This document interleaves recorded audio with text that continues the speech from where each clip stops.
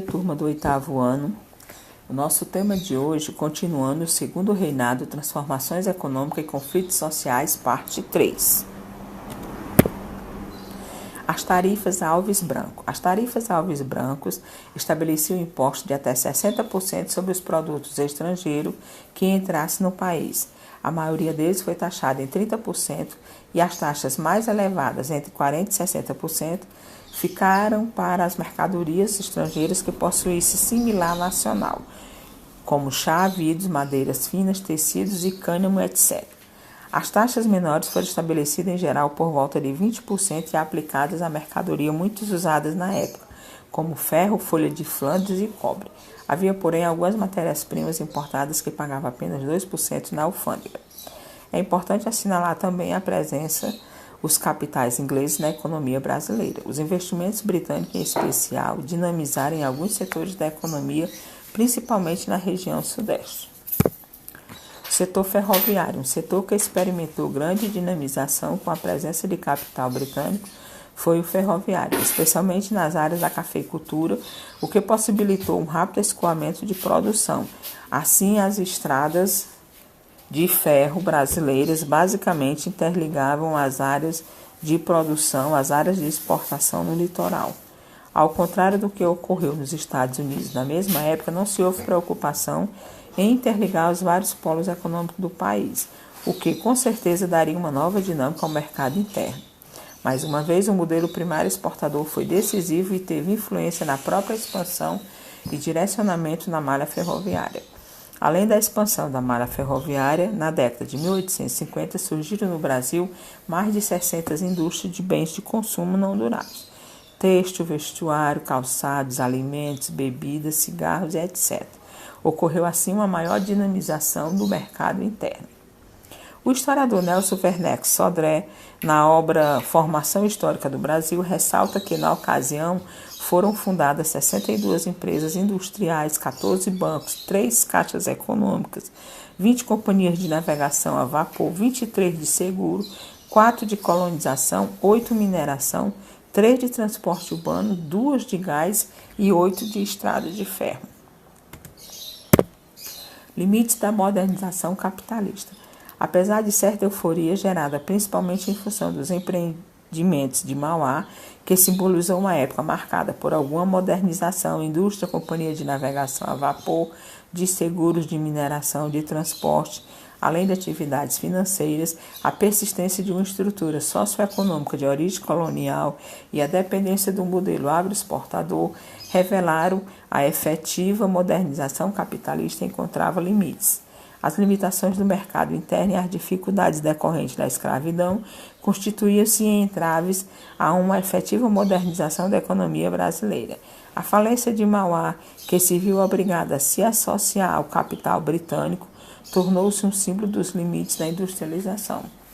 De qualquer forma, houve algum avanço que se relacionou também com a transição do trabalho assalariado e que consequente expansão do mercado interno. Ao final do Império, o Brasil já contava com mais de 600 indústrias. Nasce a classe operária. O nascente proletariado urbano foi recrutado, sobretudo, nas levas do imigrante estrangeiro. As condições de trabalho eram extremamente exploratórias, não apenas no tocante à remuneração, como também no número de horas exigido a estes produtores diretos. Inexistia uma legislação trabalhista e mantinha-se esses operários em condições de relativo isolamento para caracterizar sua origem estrangeira. Era importante dificultar-lhes o acesso à cidadania para legitimar a forma de repressão, inclusive a de remetê-los às suas pátrias de origem no caso de manifestações coletivas que não pudessem ser controladas pelos costumeiros processos policiais. Relações internacionais e conflitos no Segundo Reinado. Ao longo do Segundo Reinado, verificam-se delicadas questões no campo das relações internacionais. Houve incidentes diplomáticos com o governo da Inglaterra, porque, como vimos, os tratados comerciais que haviam sido assinados à época de Dom João, depois renovados por Dom Pedro I, foram cancelados na década de 1840. O Segundo Reinado foi marcado também por algumas guerras. O governo brasileiro entrou em guerra contra o governo da Argentina e contra o governo do Uruguai. Além disso, nesse período ocorreu a Guerra do Paraguai. Todos esses conflitos estavam relacionados, considerando que o interesse maior dos governos que deles participavam era o controle sobre a navegação do Rio Prata. Na Guerra do Paraguai, os governos Brasil, Argentina e Uruguai se uniram contra o Paraguai. Esse que é considerado o maior conflito latino-americano de todos os tempos por muitos historiadores. Ficou também conhecido como no Brasil como Guerra da Tríplice Aliança. Já no Paraguai ele é conhecido como Guerra Grande. Questão indígena no Império Brasileiro. Para que possamos compreender a presença indígena do Império Brasileiro e o papel desempenhado por esse sujeito numa sociedade marcada pelo escravismo e pelo preconceito étnico, precisamos resgatar alguns pontos importantes ocorridos no Brasil naquele período.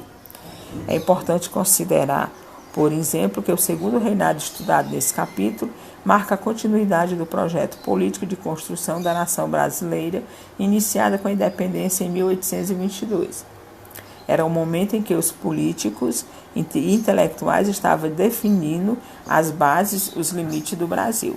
Esses grupos discutiam, por exemplo, qual deveria ser a extensão ideal do território nacional, quais poderiam ser os símbolos que representaria o povo e a nação brasileira, bem como o idioma e a história oficial. E, sobretudo, esses políticos intelectuais debatiam sobre quem poderia fazer parte da categoria de cidadão. Vale lembrar que libertos e filhos escravizados nascidos no Brasil eram considerados brasileiros. Porém, no projeto político para o Estado que acabava de nascer, esses indivíduos não reuniam as condições para serem considerados cidadãos. Da mesma maneira, as populações indígenas, principalmente aquelas que ainda não estavam em contato direto com os não indígenas e por isso eram consideradas selvagens e incivilizadas, também não fazia parte desse projeto nação. Assim, em 1845, é criado o Regulamento das Missões Catequeses e Civilização dos Índios. Os aldeamentos indígenas voltam a ser administrados por ordens católicas, que deveria ter como principais objetivos o de levar a civilização e a essa população indígena inserindo no trabalho livre. No contexto internacional, o governo da Inglaterra pressionava o governo brasileiro pelo fim do tráfico de escravizados. No âmbito da economia internacional, o governo do Brasil encontrava-se diante da necessidade de pressão de entrar no processo de industrialização. Dessa forma, duas questões estavam no centro dos debates políticos do Império naquela época: a disputa e a posse da terra e a definição de mão de obra a ser usada nessa nova fase da história do Brasil. Segundo reinado, transformações econômicas e conflitos sociais, parte 3. Exercícios propostos. Como eram as condições de trabalho de imigrantes estrangeiros, porque era importante dificultar aos estrangeiros o acesso de cidadania, que guerras marcaram o segundo reinado, qual o interesse dos governos que participavam dessas guerras, que guerra foi considerada o maior conflito latino-americano e como ficou conhecida no Brasil.